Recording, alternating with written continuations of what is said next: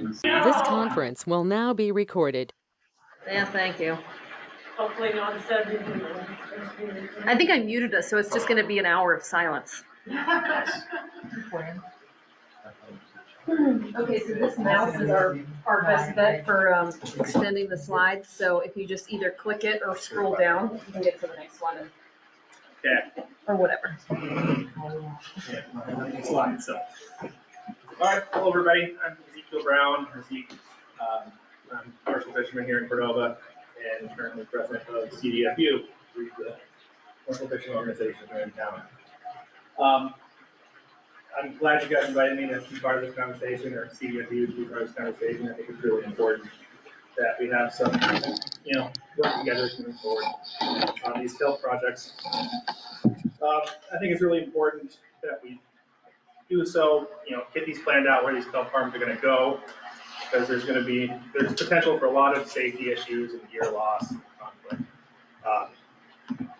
It's not as simple as where the commercial fishing is and where your kelp farm is going to be. There's a lot of current that happens that where a net, somebody will set a net and they'll end up miles from where they set it, but how to get picked up. If your kelp farm's in that zone, there's a lot of potential for snagging and destroying both the fishermen and your gear, which nobody wants to deal with. But sharing the space is really good, and I think commercial fishermen realize there's a lot of potential benefits of kelp farming in the Sound for fish habitat, etc. So I think there's a lot of interest in making this work for everybody. And then long term, I know these farms are all going to be put and moved and all sorts of things, and so we really need to be thinking about the anchor systems. There's a lot of potential for these anchors to get left out there and become hazardous snags for forever, commercial fishing fleets. So as we think about all that, I think it's important that future farm sites hopefully come and talk with us or research this heavily about where their site goes before we get to the DNR stage of things on these farm sites, because we saw that with the NVE and they did a really good job working with us after it went to DNR about moving their site to a little bit better location that wouldn't cause so much conflict. But once you get through that process, you're kind of pigeonholed into how far you can move your site. So, and that's the kind of the problem that fishermen are running into and CDFU is running into, is we're not alerted of a potential site unless you reach out directly to us until it goes to public comment with DNR. And by that point, you've already done most of your work or all of your work on fishing a site, so it's kind of too late. So what you have available to you to help pick a site, not a lot right now, and that's something I hope to work on in the future. You'll scroll down, there you go. Right now, the easiest broad overview is just these Fish and Game regulatory maps that are on their website. Anybody can pull up. And these show in the shaded areas that are permanently closed to commercial fishing. It doesn't mean they're always going to be closed. Sometimes they'll remove the regulations, but in general, that would be the least conflict. If you put them anywhere there's black on this map, it would be really far away. And it also means it's probably pretty close to some pretty productive salmon habitat, so there might be some benefits in there anyways. So we can kind of scroll through each one of these maps. They break them out into district. If anybody's got any sites they're thinking about, that would be a great time to point it out. And we can, have questions on it, so just speak up if you want to talk about any of these spots. I think most of the sites right now are in Simpson Bay, and across the way they're in Lindy Bay, and you can see most of Simpson Bay is all regulatory closed water, so things that are really out of the way for commercial fishermen. Go through each one of these spots. The other thing to really be worried about or cognizant of is hatcheries. So they do have the hatcheries marked here. I would try to stay as far away from the hatchery as you can, because there's going to be a lot of fishing pressure in that area. Valdez is going to be a problem, but yeah. And then we've got Hog Hill or Esther over here. Not as much regulatory closed waters, but not a lot of shallow enough water to really do one. So I think that whole west side of town, there's a lot of potential though, when you live there. Northern district, a pretty good chunk of those waters in these days. You've got the Cannon Creek hatchery up there at the top, so that whole Evacuate inlet, so it wouldn't be really a good spot to be at, though it's so deep, probably wouldn't want to be there anyways. Northwestern district, another couple big closed areas that could be good spots. Southwestern district, we've got the AMK hatchery down here in the bottom, and this whole Elrington sub-district here is really heavily fished. And outside Night Island is really heavily fished.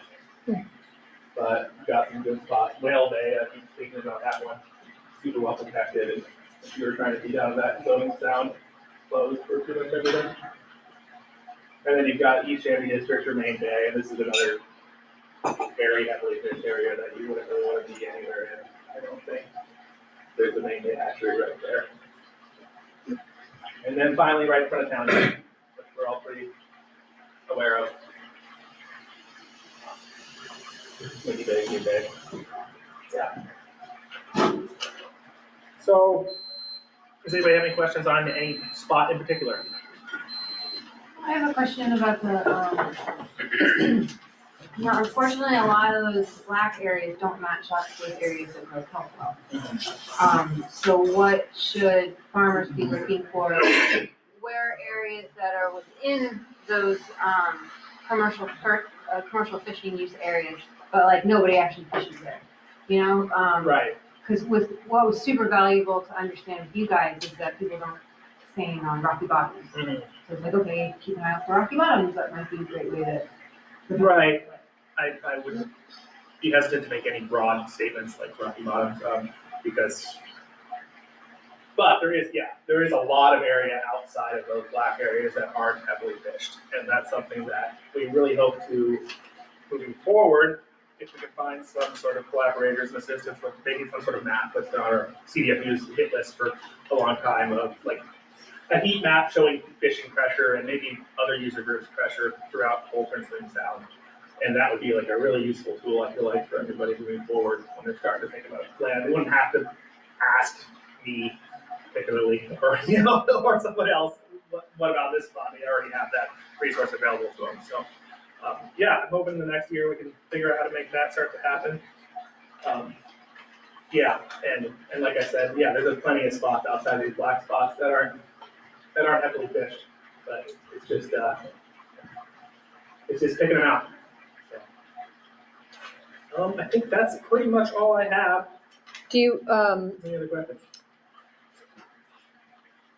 can you share, or do you know what the concerns are there any common concerns that you guys are hearing when it comes to kelp farms? Are they just being in the way, or is there other considerations that are an issue? It's pretty much just being in the way. That was the other thing I was going to mention on the anchors front, though. That's the other thing I'm a lot concerned about is, even if your farm's just there in the winter, do you actually have a way to pull your anchors, and are you going to pull your anchors? And if you can't, try to make those anchors 80 feet or deeper so that they're not a snag potential for commercial fishing gear.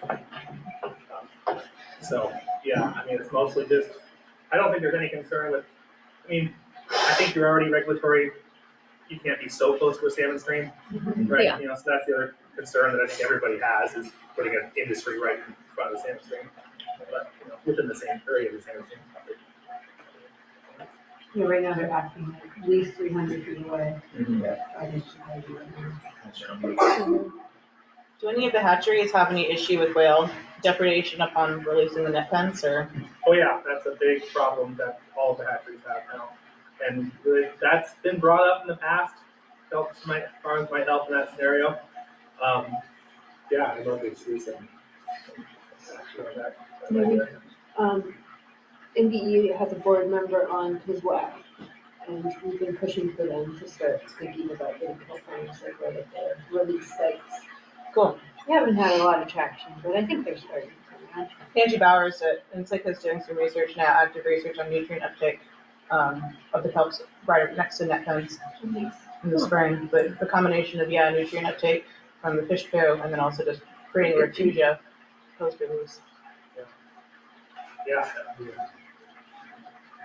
Pretty key partnership, I think, I hope, moving forward. Because, yeah, that line onward, right there after hatchery, that's probably the worst one for whale predation. So, one of the worst ones. It'd be a pretty easy spot for kelp farms close to here. Any other questions for Zeke on this? Yeah. Does CFU represent like other types of seafood harvesters, like people who are harvesting crab or shrimp or cucumbers or anything else? Yeah, so we have we're kind of broken up divisionally, but CWU is the overarching body, and so we have a shellfish division, brown fish, yeah, herring, salmon. Is there any potential conflict there, you think? Hard to say. Hard to say. I mean, not as bad. I mean, I wouldn't think, real fish and fixed here is much less likely to drift into some angle.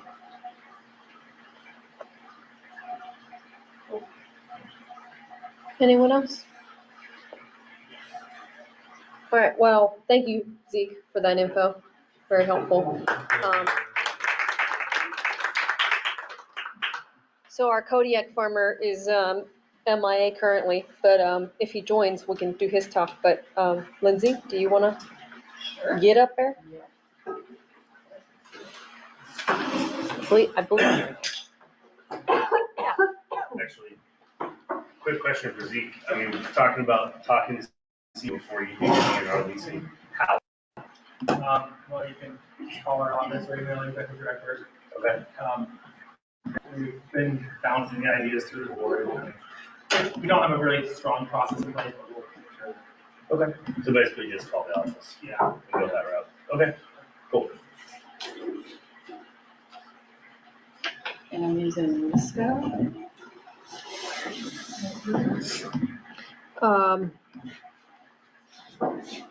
Yeah, and I'll reconnect that shortly.